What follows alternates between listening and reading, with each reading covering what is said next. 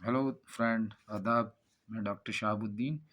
मैं आज आपको डेंगू के बारे में बताऊंगा क्योंकि आजकल काफ़ी पेशेंट डेंगू के बढ़ गए हैं। डेंगू बुखार को हम ब्रेक बोन फीवर या लंगड़ा बुखार भी बोलते हैं। ये एक मच्छर एडीज़ इजिप्टाई जो कि मादा होती है, उसके काटने से वायरस को बॉडी में इंजेक्ट कर देता है, उससे होता है।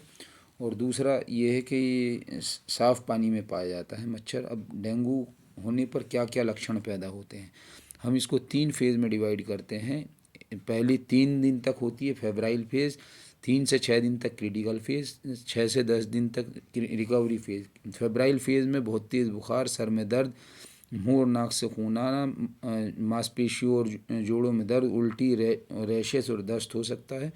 और क्रिटिकल फेज़ में ब्लड प्रेशर बहुत कम हो जाएगा, पानी आ जाएगा फेफड़ों में, पेट में, और ब्लीडिंग होगी। रिकवरी फेज़ में इचिंग होती है, दौरे पड़ सकते हैं। अब टाइम के हिसाब से हम इनको 3 स्टेज में, जैसा मैंने बताया, डिवाइड करते हैं। Febrile phase, critical phase, recovery.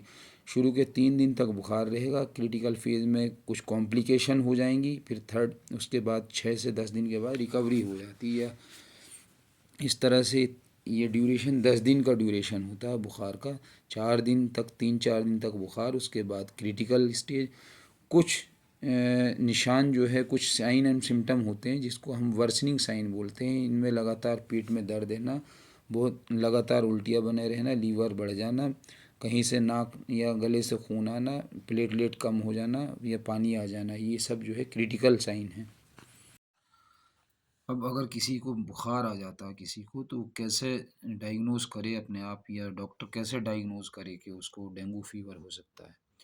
Endemic area यानी कि जहाँ पर के बुखार चल रहा है, डेंगू बुखार चल रहा है, वहाँ पर के किसी को अगर बहुत तेज़ बुखार हो, उसके साथ दो चीज़ और, बुखार के साथ दो चीज़ जो 10-12 चीज़ें हैं, उनमें से सबसे पहला मितली, उल्टी, रैशेस, बदन हाथ में, मांसपेशियों में, जोड़ों में तेज़ दर्द, डब्ल्यूबीसी कम हो जाना या प्लेटलेट कम हो जाना, या डॉक्टर एक टॉर्निक टेस्ट करते हैं उसका पॉजिटिव होना, या हीमेटोक्रिट का बढ़ जाना, या जो क्रिटिकल स्टेज के साइन हैं जैसे उल्टियाँ लगातार होते रहना, पेट में दर्द होना, लीवर का बढ़ जाना, पेट में या लंग्स में पानी आ जाना, या कहीं से ब्लीडिंग होना, इन सब में से 2+1 तेज़ बुखार हो तो ये मान के चलें कि डेंगू हो गया है। अब डेंगू को हम, ये कितनी तरह का होता है, वो स्टेज के हिसाब से, सीरियसनेस के हिसाब से 2 तरह का डेंगू हम मान के चलते हैं।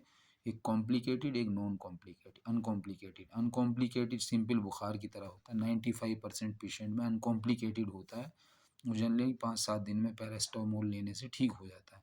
कॉम्प्लिकेटेड में 2 तरह के हुए, एक हेमरेजिक फीवर, एक dengue shock syndrome. Haemorrhagic fever में कहीं ना कहीं से ब्लीडिंग होगी, ब्लीडिंग जैसा मैं आप आगे आने वाली उसमें दिखाऊंगा। और शॉक सिंड्रोम में ये होता है, ब्लड प्रेशर बिल्कुल कम हो जाता है, ब्लड से प्लाज्मा सीपेज होकर के बाहर की तरफ आने लगता है और स्वेलिंग होने लगती है, और वो जो है सूजन हो जाती है, ब्लड प्रेशर लो हो जाता है। ये बहुत ही क्रिटिकल कंडीशन है डेंगू की। इसमें 26% पेशेंट की डेथ हो जाती है, इमीडिएट हॉस्पिटलाइजेशन की ज़रूरत होती है। सिंपली अगर आपके पास पेशेंट आता है, फ्लशिंग उसकी पूरी बॉडी पे है, अगर हम उंगली दबा करके वहाँ पे प्रेस करके रखते हैं, फिर उंगली हटा लेते हैं, तो वहाँ पर इस तरह के स्पॉट बन जाते हैं। क्योंकि ज़्यादातर पेशेंट के चेहरे लाल होते हैं, चेहरा और बॉडी पूरे लाल होते हैं, कंफर्म होता है कि इसको डेंगू है।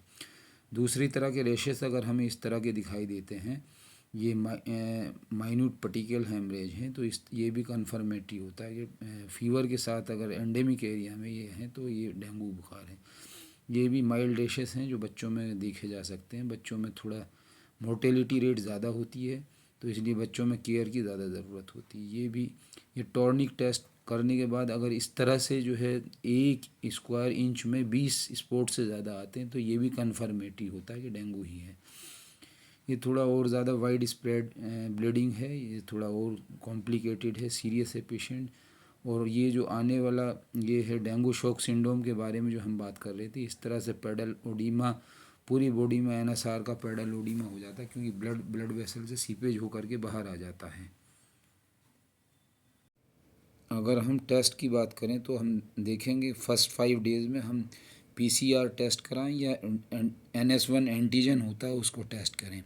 फर्स्ट वीक के बाद 5 डेज़ के बाद अगर टेस्ट कराना है तो हम डेंगू सीरोलॉजी इसमें आईजीएम एंड आईजीजी करा सकते हैं। आईजीएम रीसेंट इन्फेक्शन को शो करता है। अब अगर ट्रीटमेंट की हम बात करें डेंगू की, तो जैसे कि हमने उसको 2 कैटेगरी में डिवाइड करा, कॉम्प्लिकेटेड एंड अनकॉम्प्लिकेटेड।